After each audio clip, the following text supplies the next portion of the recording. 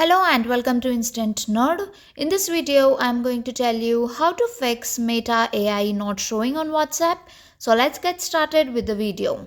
The first reason can be that your WhatsApp is not the updated one. So just go to the Play Store, or if you're using iPhone, you can go to the App Store. In the search bar, search for WhatsApp application. Here you will get an option of WhatsApp Messenger. Just make sure that here you will get an option of update. You need to click on that update and then try using WhatsApp and see if Meta AI option is available or not. If it's not available, what you can do, swipe up, go to the settings of your phone, and in the settings you need to click on the search icon and then search for WhatsApp application. Scroll down and go to the storage section and then click on clear cache at below right side.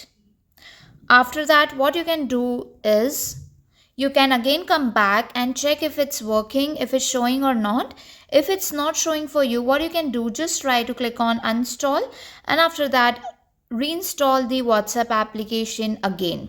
If then also you are not getting the option of Meta AI, the main reason can be this feature is basically not available in your region or your country. You can go to any of the browser and search for it if it's available or not.